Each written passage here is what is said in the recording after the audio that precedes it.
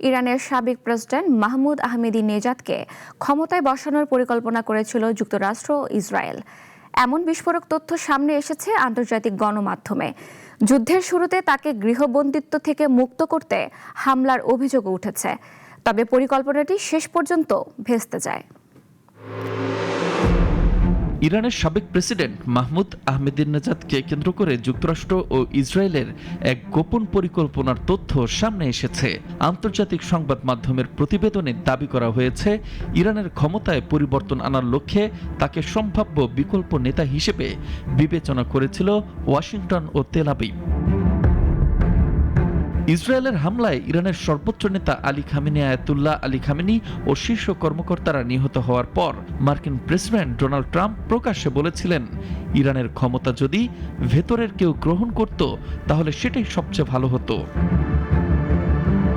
পরে মার্কিন কর্মকর্তাদের বরাতে জানা যায়, যুদ্ধ শুরুর সময় ইসরায়েল ও যুক্তরাষ্ট্র এক পর্যায়ে আহমেদিনেজাদকেই সামনে রেখে পরিকল্পনা করেছিল, যদিও তিনি দীর্ঘদিন ধরেই কট্টর ইসরায়েল বিরোধী এবং আমেরিকা বিরোধী বক্তব্যের জন্য পরিচিত। মার্কিন কর্মকর্তারা বলছেন, যুদ্ধের প্রথম দিন তেহরানে আহমেদিনেজাদের বাড়িতে ইসরায়েলি হামলার উদ্দেশ্য ছিল তাকে তথাকথিত গৃহবন্দিত্ব থেকে মুক্ত করা।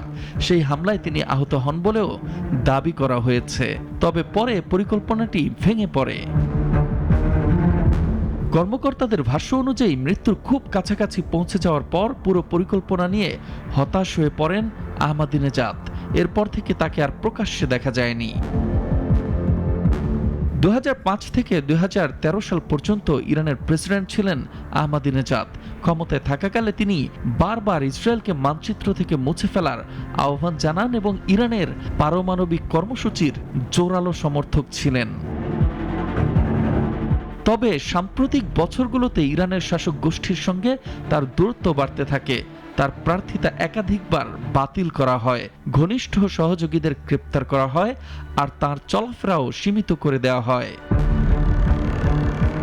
এই পরিকল্পনা দেখায় যে যুদ্ধের শুরুতে যুক্তরাষ্ট্র ও ইসরায়েল শুধু সামরিক লক্ষ্য নয়, বরং ইরানের ভেতরে নেতৃত্ব পরিবর্তনের সম্ভাবনাও বিবেচনায় নিয়েছিল। যদিও হোয়াইট হাউস আনুষ্ঠানিকভাবে বলছে, তাদের লক্ষ্য ছিল কেবল ইরানের পারমাণবিক ও সামরিক সক্ষমতা ধ্বংস করা। এদিকে ইসরায়েলের গোয়েন্দা সংস্থা মোসাদ এ বিষয়ে কোনো মন্তব্য করতে অস্বীকৃতি জানিয়েছে।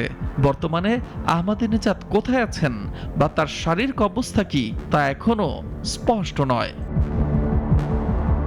তবে পুরো ঘটনাকে ঘিরে নতুন করে প্রশ্ন উঠেছে, মধ্যপ্রাচ্যের সাম্প্রতিক সংঘাতের আড়ালে আসল কৌশল কি ছিল?